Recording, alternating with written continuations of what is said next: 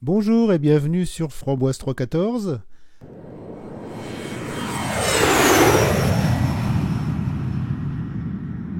Aujourd'hui, on va parler d'un écran Sunfunder de 10 pouces. C'est un écran tactile et HDMI qui a une résolution de 1280 par 800 pixels. Alors, il est livré dans un boîtier en carton costaud.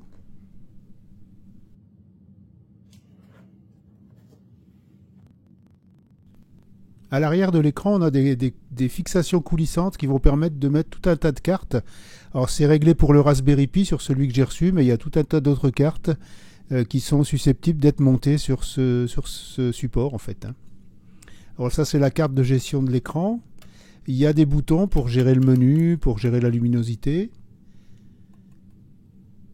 Ça c'est le circuit qui gère tout cet écran. On va trouver dedans une alimentation. Cette alimentation, elle est capable d'alimenter également le Raspberry Pi.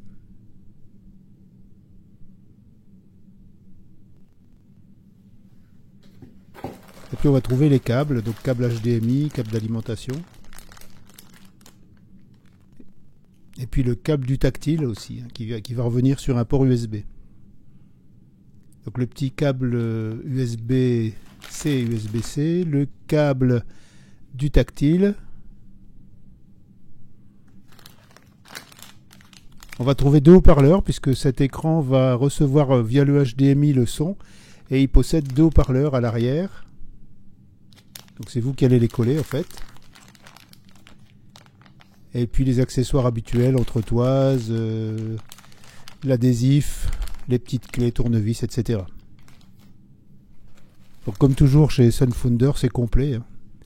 Alors ça c'est la grille qui va servir à protéger le Raspberry Pi quand il sera monté. Donc voilà l'ensemble du matériel qu'on va trouver dans cet écran.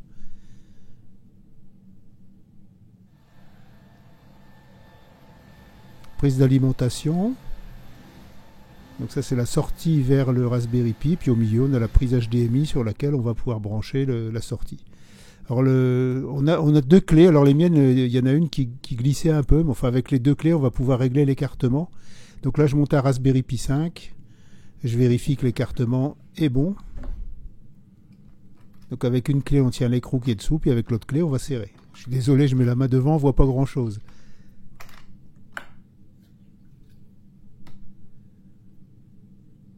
Voilà, vous vérifiez après serrage que ça n'a pas bougé et vous allez pouvoir mettre en place votre Raspberry Pi. Donc on va mettre des entretoises.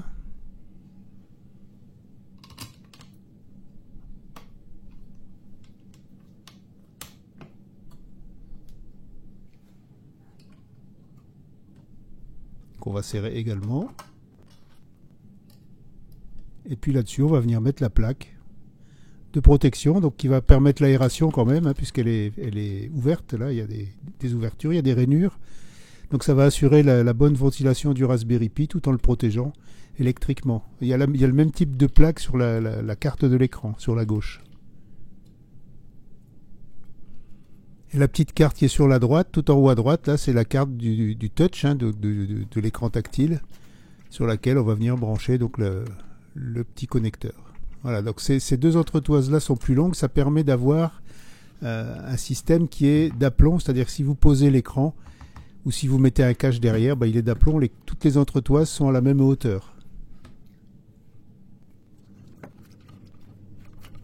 Là je suis en train de passer le fil des haut-parleurs, puisque donc on envoie le HDMI et le son est extrait du signal HDMI envoyé vers les haut-parleurs amplifiés. Alors j'ai essayé deux positions mais j'ai pas eu trop de succès. À celui de droite ça va, mais celui de gauche il est sous les fils. J'ai essayé à cet endroit là puis à un autre endroit, mais les fils passent dessus de toute façon. Donc le câble HDMI qui va aller sur le premier HDMI du Raspberry Pi. Alors éventuellement, comme il y a une entrée HDMI, c'est un écran que vous pouvez utiliser en écran secondaire de n'importe quoi. Même si vous avez un portable dont l'écran est mort, ça peut être une solution. L'alimentation ici pour du Raspberry Pi. Alors, le câble est un peu long. Et puis ça, c'est le tactile.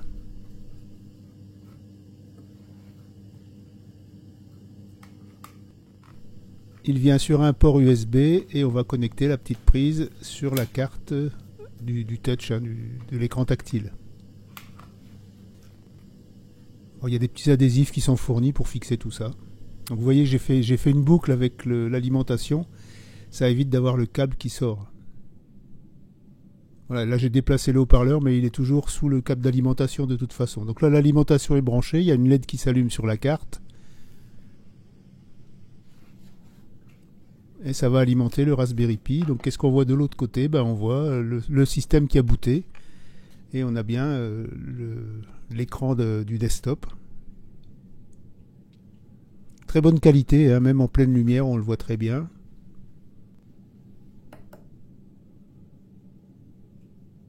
Dans le réglage du son.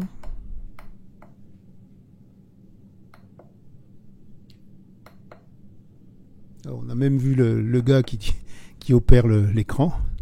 Le réglage de la luminosité. Donc ça, c'est les boutons qui sont derrière, en fait.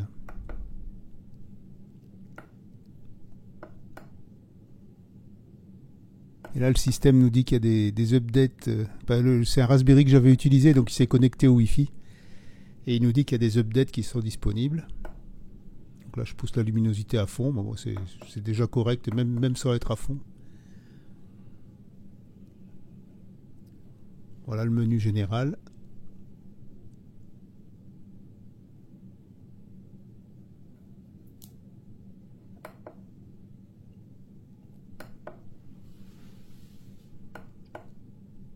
On va pouvoir choisir la rubrique et puis après descendre dans la rubrique et puis faire des modifications.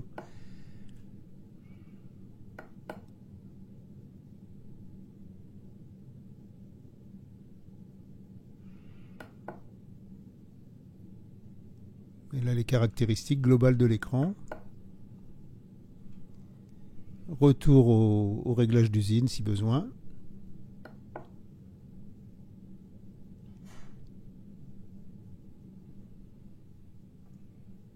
Alors je vous ai pas mis de vidéos avec de la musique parce que sur YouTube, quand je mets mes vidéos avec de la musique, et ça me coupe en fait. Ça me la supprime parce qu'il y a des droits sur les musiques. Souvent je mets un concert ou un truc comme ça. Donc vous verrez les images sur l'article qui est sur le blog. Voilà, donc le tactile fonctionne bien. Globalement, moi j'ai trouvé que c'était un écran qui était assez sympa, facile à utiliser, de bonne qualité. Vous voyez là j'ai grossi le coin corbeille, ça marche pas mal. Bon, le moirage que vous voyez, c'est dû aux interférences entre la caméra et puis la grille de l'écran, enfin les pixels de l'écran.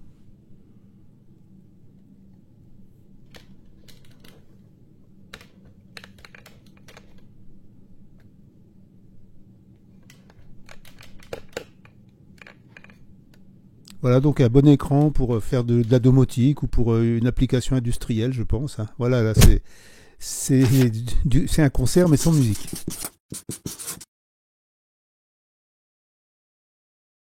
Je vous remercie d'avoir regardé cette vidéo, puis je vous dis à bientôt sur Framboise 314.